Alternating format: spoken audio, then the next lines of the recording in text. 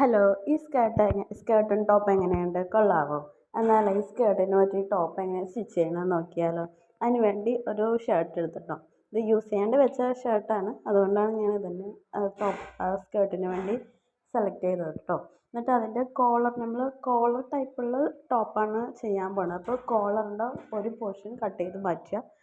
Cut ചെയ്ത ശേഷം അതിൻ്റെ പോക്കറ്റൊക്കെ ഒന്ന് ആവശ്യമില്ല കേട്ടോ, അതൊക്കെ ഒന്ന് പറിച്ച് കളയാം. എന്നിട്ട് നമുക്ക് നെക്കൊക്കെ ഒന്ന് മാർക്ക് ചെയ്തെടുക്കാം കേട്ടോ. നെക്ക് വി നെക്കാണ് ഞാനിവിടെ ചെയ്യാൻ പോകുന്നത്.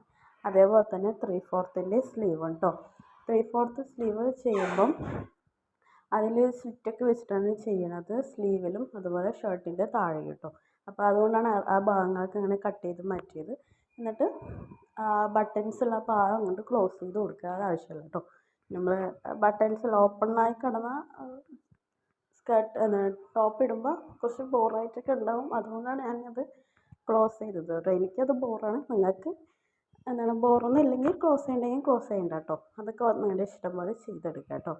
എന്നിട്ട് സ്ലിറ്റ് കൊടുക്കുക കയ്യിലും, അതേപോലെ തന്നെ ഷർട്ടിൻ്റെ താഴെയും ഇങ്ങനെ സ്ലിറ്റ് ഇട്ട് കൊടുക്കുക കേട്ടോ. നമുക്ക് പറ്റണത്ര ഇടാം, എത്ര തേക്കണം അങ്ങനെ ഉണ്ട് കേട്ടോ. അപ്പോൾ ഇതേപോലെ ഉണ്ട് കേട്ടോ, നെക്കൊക്കെ ഉണ്ട്, അടിപൊളിയായിട്ട് കിട്ടിയിട്ടുണ്ട്. ഇത് ഇഷ്ടം കേട്ടോ, ഒരു ലൈക്ക് ചെയ്ത് ഒന്ന് സപ്പോർട്ട് ചെയ്യാം കേട്ടോ. ബൈ.